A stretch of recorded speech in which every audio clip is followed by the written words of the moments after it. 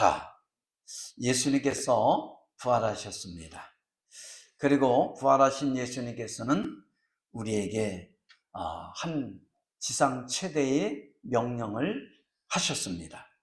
그것이 뭐였죠? 너희는 땅끝까지 이르러 복음을 전파하라 라는 그런 메시지입니다. 그러면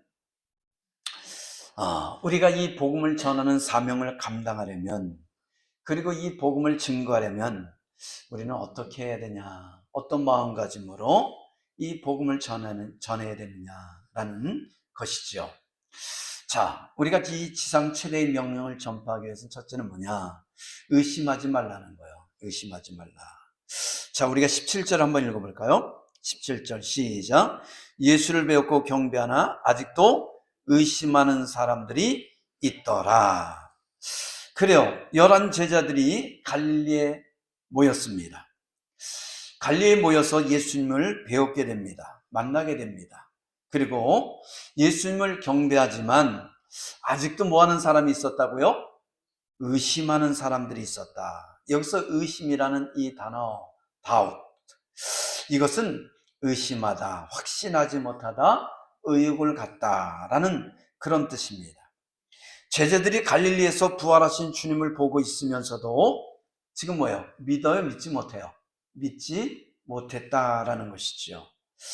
자, 왜 부활하신 예수님을 보고 있으면서도, 그리고 경배하면서도 왜 믿지 못하는 것이죠? 어떻게 죽은 자가 살아날 수 있는가? 어떻게 죽은 자가 살아날 수 있는가? 라는 것을 의심하고 있는 거예요. 인정할 수가 없는 거예요. 그렇기 때문에 우리 인간이 한계에 부딪힐 수밖에 없다는 거죠. 우리가 생각하는 것, 이성적으로 우리가 이해할 수 있는 것, 이거는 죽은 자가 부활할 수가 없는 것이죠. 그런데 예수님께서 사흘 만에 부활하셔서 지금 우리 갈릴리에서 만나자라고 말씀하신 대로 그 갈릴리에 제자들이 11 제자들이 갔는데 거기서 지금 부활하신 예수님을 만난 거예요. 그런데 의심하는 자가 있는 거예요. 진짜 맞나? 부활하신 게 맞나? 우리가 헛것을 보고 있는 게 아닌가? 이런 의심을 했다라는 겁니다. 또한 왜 그러냐면 물과 피를 다 흘리며 죽으신 분이 그 십자가에 처절하게 죽어가는 것을 봤거든요. 그런데 그 주님께서 다시 살아나셨다? 이건 도무지 인간의 이성으로는 이해할 수는 없는 것이었죠. 그러다 보니까 정녕 이 제자들은 믿을 수가 없는 거예요. 보면서도 믿을 수가 없는 것이지요. 이거는 예수님께서 제자들에게 부활하실 것을 여러 번에 걸쳐서 언급했음에도 불구하고 믿지 못하는 것이죠. 엠마오로 내려가던 두 제자는 부활하신 주님과 함께 동행해 갔음에도 불구하고, 동행하며 그 엠마오로 내려갔음에도 불구하고 그분이 예수님인 줄 알아보지 못했다는 거죠. 요한복음 20절에 보면 도마는 부활하신 주님을 만난 제자들이 예수님이 부활하신 것을 도마에게 알려주었어요. 그럴 때 이 도마의 반응이 아주 과간입니다. 놀랍습니다. 내가 그 손의 못자국을 보며 내 손을 그 옆구리에 넣어보지 않고서는 믿지 아니하겠노라 라고 얘기했다라는 거죠. 예수님의 못자국을 보고 그 옆구리의 창자국을 내 손가락으로 넣어보지 않고서는 믿을 수가 있어요, 없어요? 없다라는 것이죠. 자, 그랬더니 여드레 후에 이 주님께서 제자들에게 다시 부활하신 몸으로 나타나셨습니다. 자, 그리고 도마에게 이르십니다. 내 손가락을 내밀어 내 손을 보고 정녕 내 손을 내밀어 내 옆구리에 넣어보라 라고 말씀하시죠. 그리고 이런 말씀하십니다. 믿음 없는 자가 되지 말고 믿는 자가 되라. 나를 본고로 믿는 자보다 보지 못하고 믿는 자가 복되도다. 할렐루야. 그래요. 제자들은 부활하신 예수님을 보았습니다. 그럼에도 불구하고 뭐요? 믿어지지가 않았어요. 믿어지지가 않았어요. 도마는 뭐라 그랬다고요? 내가 예수님의 그 손의 못자국을 보고 옆구리의 창자국을 봐야지만 믿겠노라 라고 말했다라는 것이죠. 그 의심을 해소하기 위해서 예수님은 그 도마에게 나타나서 내 손을 만져봐라, 내 손의 못자국을 만져봐라, 내 옆구리의 창자국을 만져봐라 라면서 예수님께서 부활하셨음을 입증하셨다라는 것이죠. 그러면서 뭐라 그랬죠? 보지 않고 믿는 것이 더 복되도다. 우리는 부활하신 주님을 본 적이 없습니다. 그럼에도 불구하고 우리는 믿습니다. 복된 줄 믿습니다. 제자들보다 더 복된 거예요. 보지 않고 믿기 때문에 그렇죠. 그러나 우리는 부활하신 예수님을 보지 못했지만 우리는 믿어요. 왜요? 우리 삶 속에 하나님이 살아계심을 체험시켜 주신 줄 믿습니다. 우리 기도 속에 하나님께서 응답하셨음을 우리는 체험했기 때문에 그 하나님을 부인할 수가 있어요, 없어요? 살아계신 하나님을 부인할 수가 없다라는 것이죠. 세상 사람들이 왜 믿지 않죠? 교회를 잠시 다녔지만 그들이 왜 하나님 없다고 부인하고 더 못된 사람으로 변질내죠? 체험하지 못했기 때문에 그래요. 부활하신 예수님을 만나지 못했기 때문에 그래요. 그들은 또 말합니다. 하나님이 어디 있어? 하나님 없어. 예수님이 부활하셨다고 내가 믿어봤더니 새빨간 거짓말이야. 여러분, 진짜 믿은 거예요, 안 믿은 거예요? 안 믿은 거예요. 진짜 믿었다면 그런 말을 할 수가 있어요, 없어요? 없어요. 하나님은 우리가 걸어가는 한 걸음 한 걸음마다 우리와 동행하시고 우리 삶 속에 역사하신다는 거예요. 그것을 우리는 작은 삶 속에서도 체험하는 거예요. 우리가 영적으로 깨어 있으면 그 부활하신 주님께서 우리와 동행하고 있다는 것을 체험하는 놀라운 은혜가 일어날 줄 믿습니다. 할렐루야. 신앙은요, 눈으로 보여지는 것이 아닙니다. 사람은 이 눈으로 보아야지만 믿게 되지만 신앙이라는 것은 우리 이 시각적인 눈으로 봐야지만 믿어지는 것이 아니라 우리 영적인 눈을 통해서 그 하나님의 살아계심과 역사심을 믿게 된다라는 것이죠. 그래서 눈에 보이지 않는 이 영이신 하나님의 존재를 믿는 것, 이게 뭐예요? 이게 신앙이요 믿음이라는 거예요. 그분이 우리를 창조하셨고 우리 죄를 사하셨고 우리를 너무너무 사랑하셔서 독생자 예수 그리스도를 이 땅에 보내시고 십자가에 못 박게 하셔서 물과 피를 쏟게 하셔서 우리 죄를 사실 뿐만 아니라 사흘 만에 부활하셔서 우리에게 새 생명을, 영생을 주신 줄 믿습니다. 이게 그냥 갑자기 믿어지는 게 아니에요. 이게 어느 날 믿어지는 게 아니라니까요. 주님께서 믿어지게 성령께서 우리에게 찾아오셔서 우리 마음을 열게 하시고 우리 영혼의 눈을 뜨게 하셔서 믿게 하는 역사가 일어날 줄 믿습니다. 처음부터 믿어지지 않죠. 어린아이가 태어나면서 처음부터 엄마, 아빠, 나는 이 집에 태어난 것이 영광입니다. 뭐 그러는 애들이 봤어요? 아니에요. 그 엄마가, 아빠가 극진하게 마른 자리, 그리고 찬 자리 갈아 누이시면서 정녕 극진한 사랑으로 그들을 키울 때 그 사랑을 먹고서 그때서야 이분이 내 엄마구나, 내 아빠라는 것을 알게 되는 거예요. 할렐루야.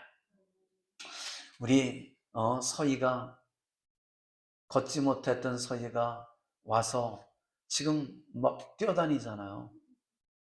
근데 처음서부터 뭐 마음을 열고 안기고 막 그랬어요? 아니잖아요. 교회에 와서 사랑을 받고 정녕 극진한 사랑을 받으면서 이분들이 나를 사랑하는구나. 그걸 알고서부터는 내려오자마자 저한테 와서 안기잖아요. 할렐루야. 처음에는 어떻게 했죠? 처음에는 밀어냈어요. 이래 진짜로 이랬다니까. 그런 애다가 지금은 내려오면 두 팔을 벌리고 안겨요. 여러분, 처음에 우리가 교회를 나왔을 때 뭔가 문화적으로, 환경적으로, 말씀적으로 다 어색하잖아요. 그런데 그 말씀을 듣고 하나님의 사랑을 느끼고 성도들이 그 사랑을 체험하면서 이게 천국이구나. 여기가 작은 천국이라는 것을 깨닫게 되는 줄 믿습니다. 어디 가서 내가 이런 사랑을 받을 수 있을 것 같아요? 정녕 세상은 겉모술수가 남발하고 넘쳐나요. 겉으로는 웃는 것 같지만 속으로는 뭐예요? 칼을 품고 있고 등으로 칼을 꽂는 그런 게 세상이잖아요. 그런데 교회는 어때요? 이유와 조건이 없어요. 예수 믿으라고. 나를 구원하신 그 예수를 믿으라고. 나를 구원하신, 나를 사랑하신 그 하나님을 믿으라고 그 사랑을 나눠주는 거예요. 왜요? 내가 받은 사랑이 크기에 당신도 그 사랑을 누리라고. 할렐루야. 그래요. 그렇기 때문에 우리 삶 속에서 역사하시는, 사랑을 나눠주시는, 베푸시는 그 주님을 우리는 뭐예요? 신앙의 눈으로 보고 믿게 되는 거예요. 히브리서 11장 1절에 보면 믿음은 바라는 것에 실상이요 보지 못하는 것에 뭐니라? 증거니라 라고 말합니다. 여러분, 여기서 바라는 것, 이 바라는 것이 뭐죠? 내 마음으로 그리는 것이에요. 상상하는 것이에요. 이거는 내 손으로 잡을 수 있어요, 없어요? 없어요. 내가 직접 본 적이 없습니다. 만져보지도 못했습니다. 이거는 미래의 것이에요. 그죠? 그러나 믿음은 그 마음으로 바라는 것, 보지 못하는 것, 미래의 것을, 현실 속에서 일어날 것을 보는 것처럼 뭐 하는 거예요? 믿는 것이 이게 믿음이라는 거예요. 내 손으로 잡은 적이 없습니다. 그리고 미래의 것이요, 본 적이 없습니다. 그러나 믿음의 눈으로 보고 그것이 내 삶 속에서 일어날 것을 뭐 하는 거예요? 믿는 것이에요. 이게 뭐예요? 이게 믿음이라는 것입니다.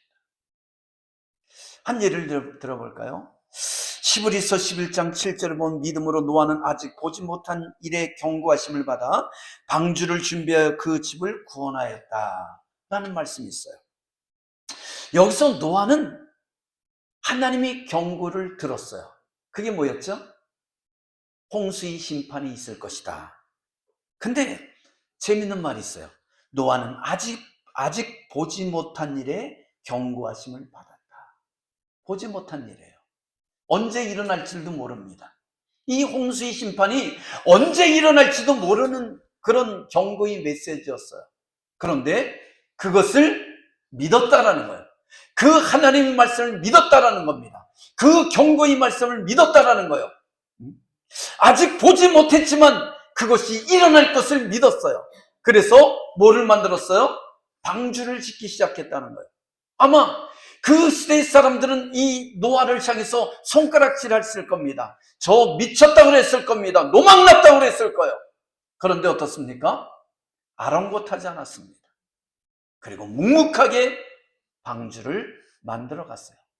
작은 것도 아니었습니다. 어마어마하게 큰 방주였습니다. 오랜 세월 동안을 그 방주를 지었어요. 우리가 태어나서 죽을 때까지로 정녕 지울 수 없는 그렇게 오랜 세월을 뭐 했어요? 이 노아는 방주를 지었다는 거예요. 누구와? 식구들과도. 사람들이 조롱하고 비난하고 정녕 손가락질했어도 거기에 아랑곳하지 않았습니다. 하나님의 그 경고의 말씀을 믿었기에 그는 묵묵하게 방주를 지었습니다. 방주를 다 완성하고 정한 동물과 부정한 동물들을 다 하나님의 명령대로 그 방주에 실어놓고, 그리고 자기의 가족 8식구가 그 방주 안으로 들어갔을 때 방주 문을 닫히고, 그리고 그때부터 40일 동안 주야로 소낙비가 쏟아졌다라는 것이죠. 얼마나 많은 비가 쏟아졌는지 이 방주가 떠올랐고, 모든 산들이 뭐 했다고 그랬어요? 넘쳤다, 차고 넘쳤다라고, 그리고 잠겼다라고 그렇게 성경은 말하고 있습니다. 그리고 또 뭐라 그러죠? 땅 위에 움직이는 생물과 모든 사람이 다 죽었다라고 말합니다. 오직 노아와 그와 함께 방주에 있던 자들만 살아남았다라는 것이죠. 사랑하는 성도 여러분, 하나님이 홍수 심판의 경고에 세상 사람들은 하나님이 이 심판의 경고를 뭐 했어요? 무시했다라는 거예요. 그리고 뭐 했다고 그랬습니까? 먹고 마시고 시집가고 장가가며 자기 소견에 좋은 대로 살았다라는 거죠. 그리고 아마 조롱하고, 그리고 실용하고, 아마 하나님이 그 심판의 소리를 농담으로 여겼을 것이라는 거예요. 그러나 그 결과는 어떻습니까? 믿음으로 그것을 받아들이고 방주를 지었던 이 노아와 그 가족들은 구원받았지만, 농담으로 여기고 실용하고 조롱하며 시집가고 장가고 먹고 마시고 자기 소견대로 제멋대로 살아간 사람들은 하나님의 홍수의 심판에 다 죽음을 당했다라는 거 아니에요. 또한 하나님은 최후의 심판에 대해서 말씀하고 있습니다. 내가 불로 심판하리라. 우리는 지금 이 시대의 사람들은 노아의 시대의 사람처럼 이 하나님의 경고의 말씀을 들어야 안 들어요? 안 듣고 있다는 거예요. 무시하고 있다는 겁니다. 농담으로 여기고 있다는 거예요. 세상 사람들에게 질문해 보세요. 하나님께서 이 땅을 불로 심판할 것이다. 그러면 그들은 농담으로 여깁니다. 그리고 실용하고 조롱합니다. 너나 잘 믿어요. 그럴 겁니다. 누가 그랬어요? 노아 시대가 그랬어요. 누가 그랬습니까? 소돔과 고모라 시대의 사람들이 그랬다는 겁니다. 저와 여러분은 예수를 믿고 깨어서 신앙생활을 잘할 수 있는 은혜가 있길 주문으로 축원합니다. 의심하지 말아야 돼요. 하나님의 경고의 말씀을 의심해서는 안 됩니다. 오늘 도마처럼 그렇게 의심하면 안 됩니다. 의심은 불신앙을 키우는 거예요. 그리고 우리는 담대하게 복음을 전할 수 없게 돼요. 의심하게 되면 복음을 전할 수 없어요. 내가 확신하고 내가 분명한 것을 갖고 있어야지만 그것을 뭐예요? 담대히 증거할 수 있게 된다라는 거예요. 예수님의 부활을 믿지 못하면 우리 믿는 사람들이 가장 불행한 사람들이에요. 왜요? 헛것을 우리는 손에 잡고 헛것을 바라보며 우리는 따라갔기 때문에 그렇죠. 허상을 따라간 거예요.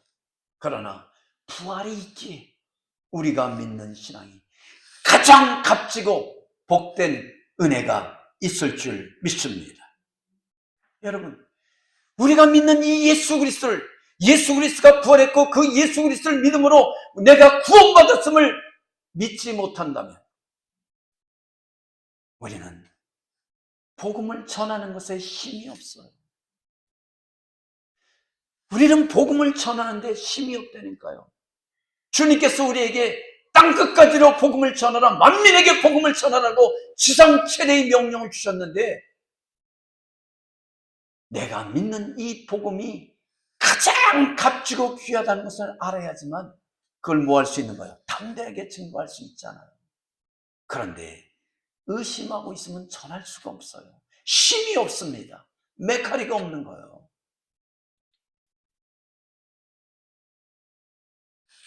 그래서 우리는 도마처럼 부활하신 주님을 의심하는 것이 아니라 그 주님 앞에 부활하신 주님을 감사하며 영광 돌리며 경배하는 그런 은혜가 있길 주님으로 축원합니다. 그래서 우리 복음을 전하는 성도들은 예수님이 우리 죄를 대속하기 위해 십자가에 돌아가신 것과 사흘 만에 부활하셔서 사망 권세를 깨뜨렸을 뿐만 아니라 우리에게 새 생명을 영생을 주신 것을 반드시 믿어야 될 줄 믿습니다. 그것을 믿을 뿐만 아니라 예수님이 나의 구주 나의 하나님임을 믿을 뿐만 아니라 하나님의 자녀가 되었음을 믿고 그리고 천국 소망을 갖고 살아가야지만 이 어마어마한 축복을 믿지 않는 사람들에게 자신 있게 전하게 되는 거예요. 내가 확신을 갖고 전해야지만 그들이 어떤 마음을 가질까요? 정말 그러네. 정말 그럴까? 뭔가 흔들림이 있을 거 아니에요. 근데 내 자신조차도 제대로 믿지 못하고 의심을 갖고 예수 믿어. 그러면 어떤 일이 일어날 것 같아요? 그들이 오히려 아이고 너나 잘 믿으세요 그럴 거 아니에요. 내가 확신을 갖고 전할지라도 그들이 어떻습니까? 그들이 제대로 믿질 않아요. 믿으려고 들질 않잖아요. 여러분, 소돔과 고모라 시대 때 이 롯이 그 이 사위들에게 내일이면 이 소돔과 고모라에 불벼락이 떨어질 거야 라고 전했을지라도 이 사위들은 뭘로 여겼어요? 농담으로 여겼다고 그러잖아요. 내가 확신을 갖고 전해도 세상 사람들은 농담으로 여긴다라는 거예요. 그러기에 정녕 우리는 내가 받은 이 복음, 내가 믿은 이 예수에 대해서 확실한 믿음을 갖고 또한 나만 구원받는 것이 아니라 그것을 의심하지 않고 확실한 믿음으로 전할 수 있는 은혜가 있기를 주님으로 축원합니다. 내가 담대하지만 담대하게 증거할 수 있는 거예요. 할렐루야. 자, 이 지상 최대의 명령을 전하기 위해서는 둘째는 뭐냐? 제자를 삼으라는 거예요. 19절 봅니다. 19절 시작. 그러므로 너희는 가서 모든 민족을 제자 삼아 아버지와 아들과 성령의 이름으로 세례를 베풀고. 부활의 주님을 믿는 우리들은 가서 뭐 하는 거예요? 가서 제자를 삼아야 돼요. 가서 전해야 된다는 거예요. 그냥 가만히 있어서는 앉아있어는 아무것도 할수 없습니다. 나에게 만나는 사람들에게 전해야 돼요. 입을 다물고 있으면 역사가 있어요, 없어요? 역사가 없다라는 것이죠. 없다라는 거예요. 많은 사람들이 정녕 후회하는 때가 있어요. 성령께서 내 마음에 저 사람에게 복음을 전해라 라는 걸 주셨는데 내가 담대하지 못해서 다음에 전하죠. 다음에 또 기회 있겠죠. 그런 적 없습니까? 그랬는데 성령께서 내 마음에 복음을 전하라고 예수를 전하라고 그렇게 강력하게 내 마음에 소원을 주셨는데 내가 부끄러워서 담대하지 못해서 여러 가지 이유 때문에 내가 입을 열지 못할 때가 있어요. 근데 며칠 뒤 그 사람이 사망했어. 이런 거 체험한 적 없습니까? 여러분, 성령께서 내 안에서 말씀하실 때는 전하러 갈 때는 부끄러워하지 마세요. 그리고 정녕 여기에 주눅들지 마세요. 담대히 전하시길 바랍니다. 그때 누가 역사하세요? 성령께서 역사할 줄 믿습니다. 그래요. 정녕 복음을 전하기 위해서는 가서 전해야 돼요. 가서 전해야 돼요. 그래서 오늘 19절에 그러지만 너희는 가서 모든 민족을 제자 삼아 아버지 아들과 성령 이름으로 뭐를 베풀라고? 세례를 베풀라라고 말해요. 이 세례가 뭐죠? 모든 죄를 씻는 표시를 베푸는 의식이에요. 너희 죄를 씻었다라는 그런 어떤 표시입니다. 또한 나는 죽고 주님 안에서 내가 다시 태어난 것을 상징하는, 내가 새 사람이 되었습니다 라는 것을 상징하는 표시라는 것입니다. 뿐만 아니라 새 신자들은 세례를 통해서 교회의 정식 구성원이 되었다라는 그런 입증이죠. 입교식입니다. 우리 다본자매가 1년 전 죽을 만큼 힘들고 어려움 속에서 교회에 왔습니다. 딱 1년 됐어요. 1년 후 지금 지난 4월 13일에 주일에 뭘 받았어요? 세례를 받았어요. 그냥 세례를 준 게 아닙니다. 그 세례를 받기 위해서 계속 성경 공부를 주중에 저랑 했습니다.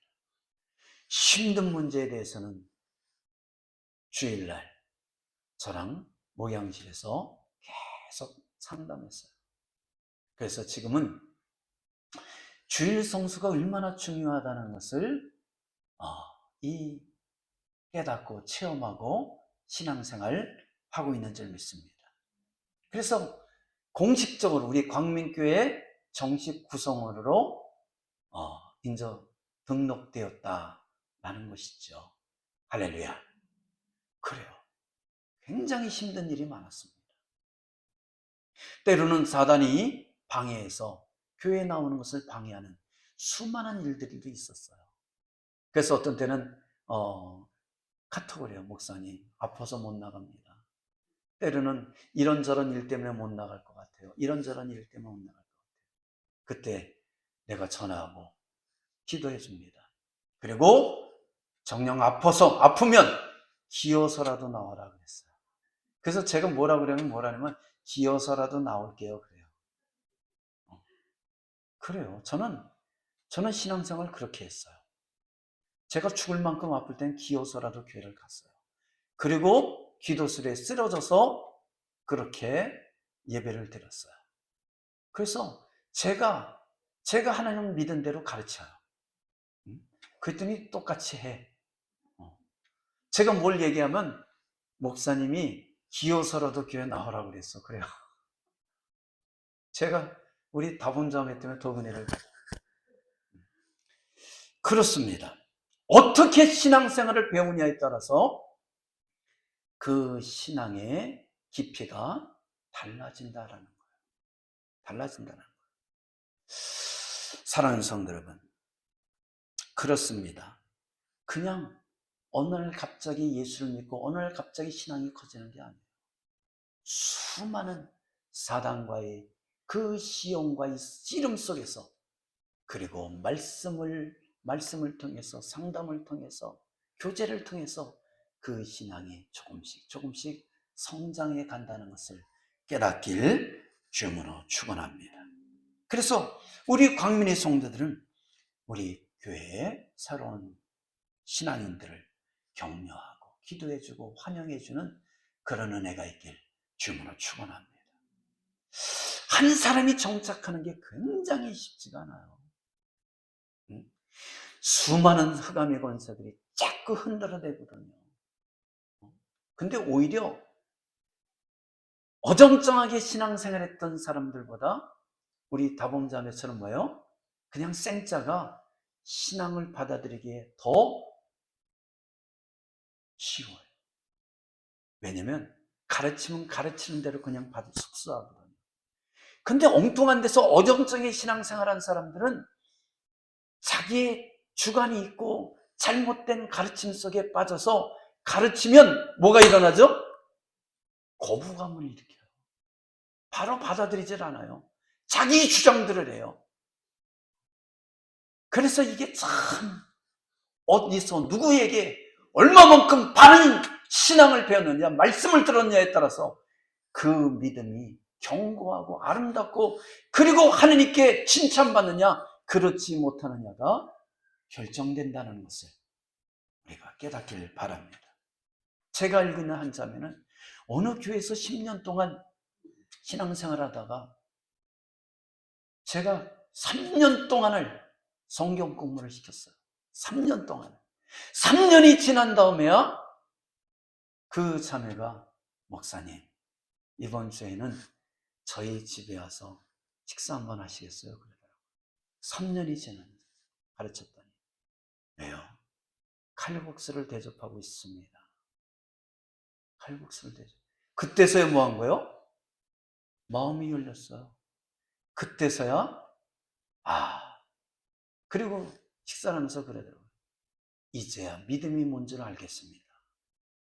잘못된 신앙을 10년 동안 견고하게 쌓였다가 그것을 깨지는데 몇 년이 걸렸어요? 3년을. 그것도 그냥 예배만 드린 게 아니라 매주마다 한 번씩 만나서 성경 공부를 시키고 나서야 그게 깨진 거예요. 그만큼 잘못 들어간 신앙은, 그리고 그냥 내 소견대로의 신앙은 그만큼 뭐예요? 깨지기가 어렵다라는 것을 보여주는 일례지요. 그래서 우리가 하나님의 말씀을 할 때 바로 와야 돼요. 우리가 믿음을 갈 때 바른 믿음을 가져야 될 줄 믿습니다. 우리가 마태복음 25장에 보면 달란트 비유가 나옵니다. 어떤 사람이 타국에 갈 때 그 종을 불러 자기 소유를 맡겼습니다. 각각 그 재능대로 금 5달란트와 2달란트, 1달란트를 세 사람에게 맡겼습니다. 5달란트를 받은 자는 바로 가서 그것으로 장사를 하여 또 5달란트를 남겼습니다. 2달란트를 받은 자도 그와 같이 하여 또 2달란트를 남겼습니다. 1달란트를 받은 자는 가서 땅을 파고 그 주인의 돈을 감추어 두었습니다. 오랜 후에 그 주인이 결산을 하기 위해서 돌아왔습니다. 5달란트 받은 자가 이 주인에게 나가서 다음같이 말합니다. 5달란트를 더 가지고 와서 주인이여 내게 5달란트를 주셨는데 보소서 내가 나가서 장사해서 5달란트를 더 남겼나이다. 그리고 그 주인에게 10달란트를 드리게 되었습니다. 그랬더니 이 주인이 말합니다. 잘하였도다. 착하고 충성된 종아, 네가 작은 일에 충성하였으면 내가 더 많은 것으로 네게 맡기리라. 내 주인의 즐거움에 참여할지라. 할렐루야. 그래요. 주인은 10달란트를 회수한 것이 아니라 더 많은 것으로 주면서 맡기며 주인의 잔치에 즐거움에 참여하는 권한까지 주신 줄 믿습니다. 2달란트도 똑같이 4달란트를 가져가서 주인에게 드렸습니다. 그리고 내가 2달란트를 더 남겼습니다 라고 말했을 때 너는 왜 2달란트를 못 남겼느냐 책망하지 않으셨어요. 똑같이 5달란트를 맡은 자처럼 그렇게 정녕 살아야도다. 착하고 충성된 종아, 네가 작은 일에 충성하였으면 많은 것으로 네게 맡기리라. 내 주인의 즐거움에 참여하라 라며 정녕 그 달란트대로 주인은 인정하고 축복하며 그리고 주인의 즐거움의 잔치에 동참하는 은혜를 주신 줄 믿습니다. 문제는 1달란트 맡은 자였습니다. 주인이여 당신은 고든 사람입니다. 완고한 사람이라 심지 않은 데서 거두고 해치지 않은 데서 모으는 줄 내가 알았으므로 두려워 나가서 당신이 달란트를 땅에 감추어 두었나이다. 보소 당신이 것을 가지셨나이다. 그러면서 1달란트를 주인에게 넘겼습니다. 자, 이게 무슨 말인 것 같아요? 주인이 능력자입니까? 심지 않은 곳에 거두고 이 해치지 않은 곳에서 모으는 이 정도 가만히 들으면 뭐 같아요? 능력자잖아요. 능력자잖아요. 근데 이것은 그런 의미가 아닙니다.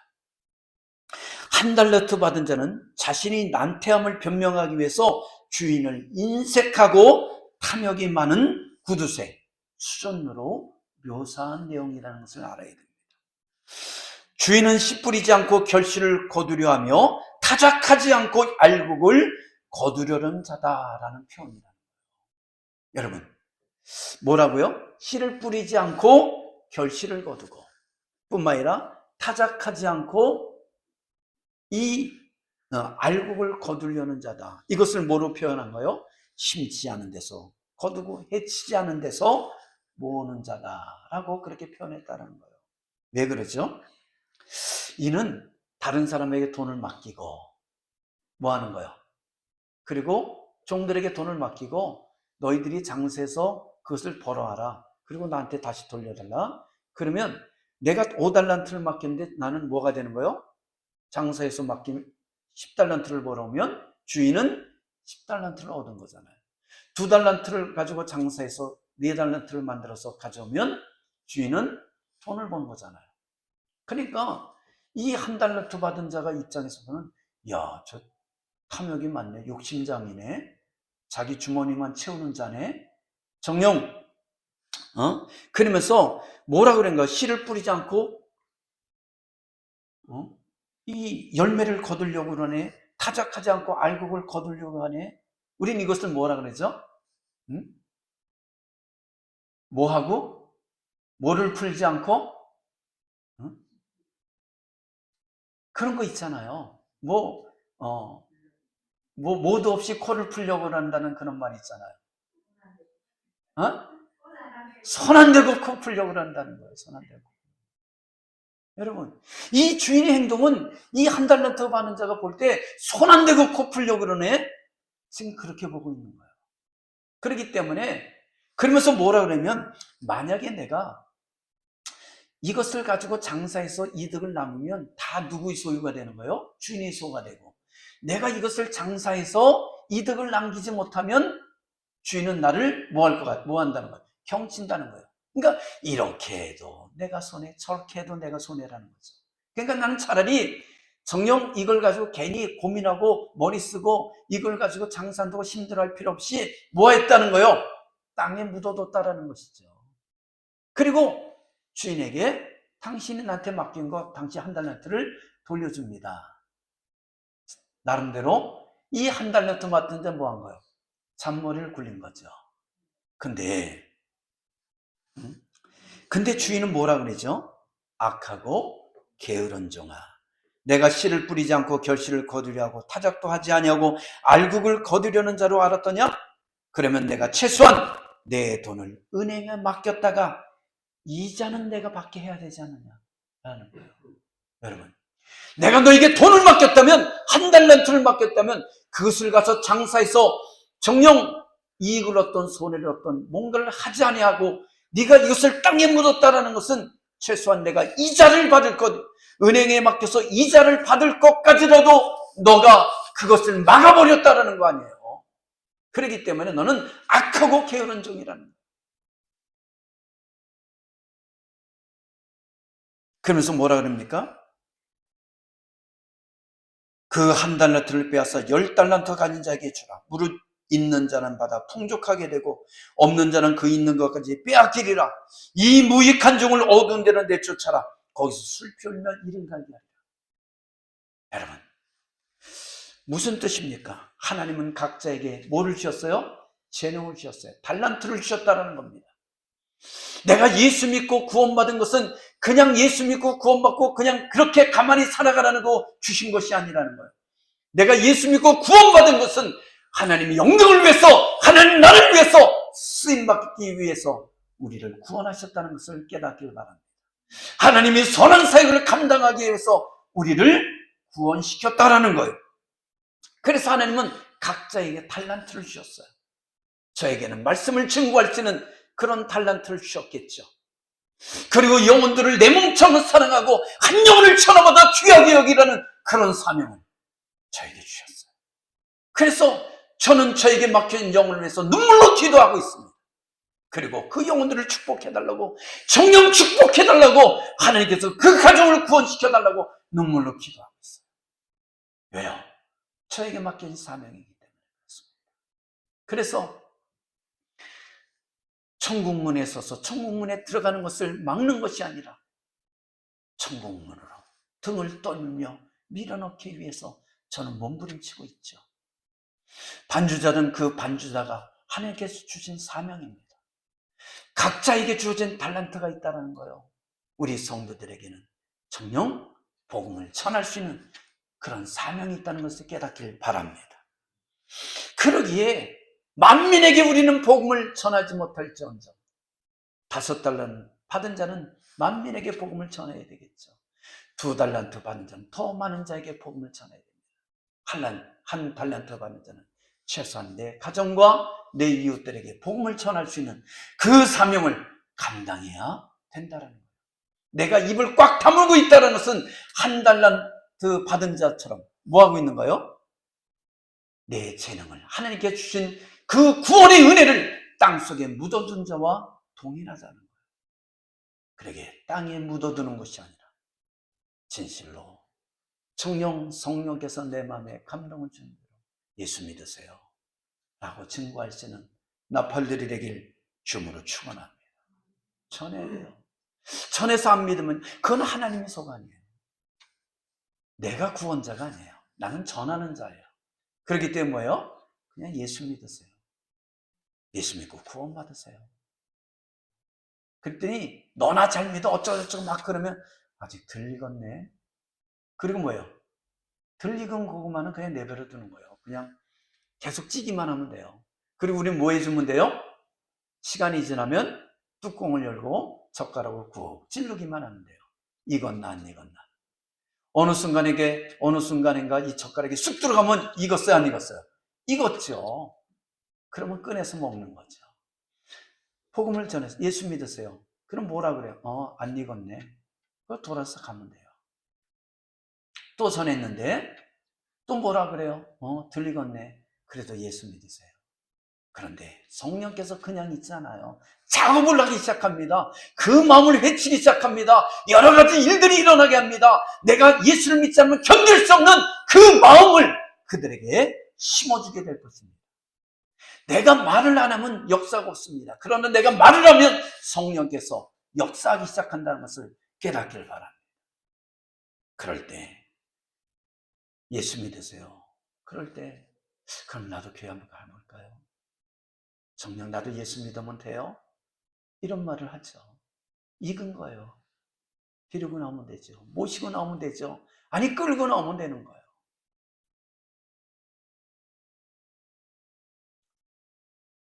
그래서 우리는 하나님 앞에 착하고 충성된 종과 칭찬을 받을 수 있는 광민의 성도들에게 주임으로 축원합니다. 정령 교회의 구경꾼이 아니라 주인이 되어 복음을 전하는 나팔들이 되길 주임으로 축원합니다. 끝으로 함께 계심을 믿으라는 거예요. 자, 함께 계시면 20절 봅니다. 시작. 내가 너희에게 분부한 모든 것을 가르쳐 지키게 하라. 볼지어다 내가 세상 끝날까지 너희와 항상 함께 있으리라. 자, 항상 함께 있으리라. 이게 뭐죠? 임마누엘이죠. 하나님께서 우리와 함께 하신다는 것을 임마누엘입니다. 여러분, 성령께서는 우리를 혼자 내버려두지 않습니다. 함께 있겠다라는 겁니다. 성령께서 함께 계시겠다는 겁니다. 그래서 부끄러워하지 말라는 거예요. 주님께서는 부끄러워하지 마시라 말을 하는 겁니다. 우리가 남에게 10,000원짜리 한 장을 준다면 아마 얼마나 당당하게 줄 겁니까? 이 사거리에서 10,000원짜리 한 뭉치를 들고 여러분 10,000원짜리 받아가세요. 그리고 외칠 때 여러분 어떤 모습을 줄 것 같습니까? 주눅 들어서요? 당당하게요? 당당하겠죠. 아마 사람들은 그 10,000원짜리를 받기 위해서 줄을 설 겁니다. 여러분, 예수를 전하는 것은 10,000원짜리 한 장을 전하는 그거에 불과한 것이 아닙니다. 예수를 증거하는 것은 그들이 수억을 들여도 살 수 없는 생명을, 영생을 나눠준다는 것을 우리가 기억하시기 바랍니다. 그러기 우리가 다부지게 당당하게 담대하게 그 예수를 증거할 수 있는 은혜가 있기를 주님으로 축원합니다. 베드로를 보시기 바랍니다. 예수님을 3년 동안 따라다녔습니다. 예수님의 권세와 능력을 체험했습니다. 모두 주를 버릴지라도 나는 결코 주를 버리지 않겠습니다. 호언장담했습니다. 그러나 사내들인 공의 바깥들에서 너도 예수와 함께 있었다라는 여종의 말에 나는 그 사람을 알지 못하노라 3번 부인했습니다. 예수님이 말씀대로 이 예수를 3번 부인했을 때 닭이 울었어요. 그때 깨달았습니다. 야, 믿음은 장담할 것이 아니라, 신앙은 장담하는 것이 아니라 라는 걸 깨달았을 거예요. 뿐만 아니라 자신의 믿음이 얼마나 엉망이었다는 것을 깨달았겠죠. 뿐만 아니라 이 예수님을 향한 그 죄송함이 이루 말할 수 없었을 겁니다. 그러나 이 베드로는 거기에 머무르지 않고 오순절 마가의 다락방에서 정녕 일심으로 기도한 가운데 성령 충만을 받고 변화되어서 목숨을 걸고 복음을 전하는 그런 전도자가 된 줄 믿습니다. 끝내는 십자가에 거꾸로 매달리며 뭐 했어요? 순교자가 되었다라는 것이죠. 여러분, 우리가 예수를 믿을 때 혼자 있는 게 아니에요. 예수를 전할 때 혼자가 아닙니다. 성령께서 함께 하심을 믿고 담대하게 예수 그리스도를 증거하는 그런 나팔들이 되길, 그런 전도자가 되길 주의 이름으로 축원합니다. 축원합니다. 기도합니다.